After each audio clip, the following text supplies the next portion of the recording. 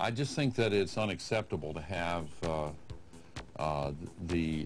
folks who control the pipes get into anything that smacks of controlling the content or favoring their content over other content.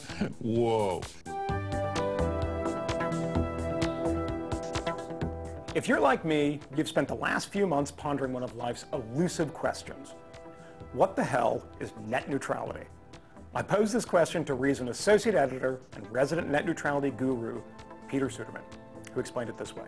Internet service providers like AT&T or Comcast should be required to treat all pieces of information that pass through their pipes or over their airwaves equally.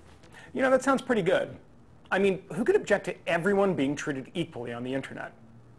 Turns out a whole bunch of people agree, like Mallory from Family Ties. What if there was a show that Time Warner had coming out, that they were going to show online, that was very similar to a show I had online, and our show was very successful. And maybe, and this is just a supposition, maybe they didn't want that to happen. So maybe they turn to me and say, unless you pay us $10,000 a month, we're going to make the connection to your website very slow. And then there's that vegetarian guy who's always getting beaten up by M&M fans. Don't people know that their ability to download information from the internet will be severely compromised if net neutrality is overturned? But when I found out that Al Gore was a supporter of net neutrality, I started getting a little suspicious. Whoa. So, according to Mallory and Moby, the internet could be threatened by ISPs like Comcast and Verizon, who might slow down traffic and may perhaps cut off access to content they disagree with. And sure, it sounds like a terrifying dystopian future. But here's the problem. None of this is actually happening. Net neutrality proponents must rely on hypotheticals, because there simply aren't many examples of supposed neutrality violations.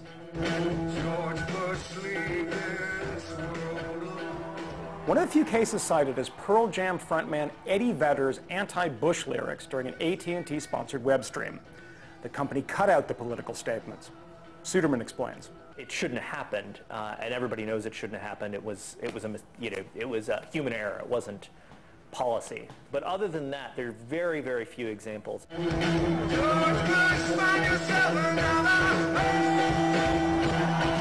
Let's say that net neutrality activists succeed in regulating the internet. Just who would do the regulating? It seems that job would fall to the FCC. One thing that's particularly problematic with the FCC's stance on net neutrality is that what they're proposing, in addition to the guidelines, is a call it as they see it standard, so that there's no particular set of rules. Instead, the FCC will get to be the arbiter of what is okay and what isn't on a case-by-case basis. So they want the FCC, the Janet Jackson Nipplegate people, the people who fined Bono for saying "fucking brilliant," to regulate the internet. Rather than getting government bureaucracy involved in a problem that doesn't yet exist, Suderman suggests we stick to the market, which has worked exceptionally well so far. ISPs aren't perfect, but at least they're subject to market pressures. The government, on the other hand, is subject primarily to political pressures. Most of the impetus for net neutrality is a result of political pressure, big influential actors pushing the government to do what they want, to protect their business models. Look, it's because the internet isn't shackled by government regulations that it's expanded at such a rapid rate. And it's because of the profit motive that access to high-speed broadband has exploded in recent years. Increased regulation, when no one can even point to real-world examples of ISPs infringing on network neutrality, runs the very real risk of stifling innovation and slowing future growth. So let's take a page from Al Gore. Whoa. And slow down and wait until there's a real problem before we start discussing regulation. For Reason TV, I'm Michael Moynihan. Communication, entertainment, time, travel.